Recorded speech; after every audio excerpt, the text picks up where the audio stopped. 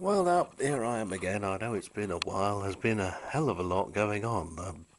I haven't been too good myself. I had a couple of falls, and that's put me back a bit, shall I say. More pills now. Somehow it seems to have brought on arthritis. And so my right arm is a bit iffy these days. But I try not to let it stop me, but it can be a bit painful, shall I say. And they're supposedly doing the place up upstairs. They still haven't got the roof on because they found terrible problems with the chimneys. They should really have realised this, but the landlord here has been watching too much changing rooms or grand designs and thinks he's Kevin MacLeod. Apparently he's an architect. You would think, expect better, wouldn't you, from somebody who's supposedly an architect? But dear, oh dear, yeah, as for chimney stacks and so on, I don't think I'd trust them to light a match, quite honestly. Dear, oh dear. Hey, there's a funny old thing, isn't it? They've extradited some bumbling businessman to the States because he's been selling batteries that were to be used in the manufacture of missiles or something. And they're saying over there that these batteries are exclusively designed to operate missiles. Do what? I've got quite a few funny old things around here with batteries in them, and well, one of those crapper phones I've got that I made actually has a gel battery from an old fire alarm system in it. So you're not telling me that? Never mind, never mind. But we still can't seem to expel these Muslim hate clerics, can we? Because it's against their human rights. What a load of crap. Talk about a piss taker's charter. Anyway, on to more pleasant things. I picked this up the other week. A little old Grundig C200 cassette player and come recorder. It's a very, very early one. Usually with a Grundig and some of the later made RFT and Unitras in the old Soviet bloc, you'd expect to have a big button there and a big button there for stop and play, and then one in the middle that slides for your fast forward and rewind, and a separate record button, of course. But this one has it all on the one control. You put the macro on and you'll get a better view. Depending on where that knob is, that's your function selector. Next door is the record button, very conveniently placed alongside the battery cum sound level indicator. And the little knurled knob next to it with the numbers on it is the variable record control system. It's AC bias, as you'd expect, so it'll sound good. I haven't got a microphone that fits it at the moment. And then you've got your volume and your tone. And the tone control has a click stop in the middle, so that you know when it's set to the sort of neutral position.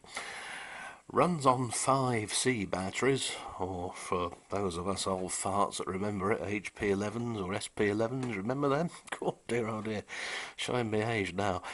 The most remarkable thing about this Grundig was that I just put the batteries in it, switched it on, and it worked. Just goes to show you how much quality there was in those days.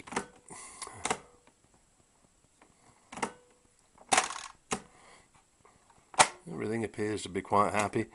The battery contacts need cleaning on this, so she can be a bit intermittent, shall I say, but that's all it is.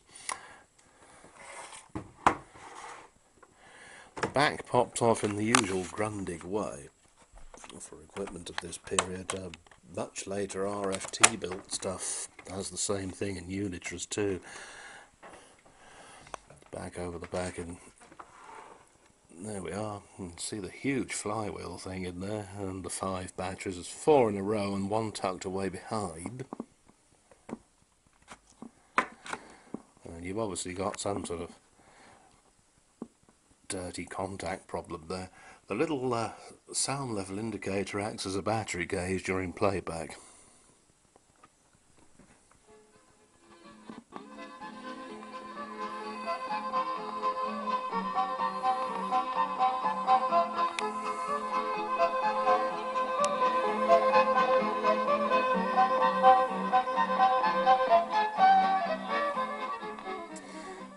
quite happily chundering away to itself.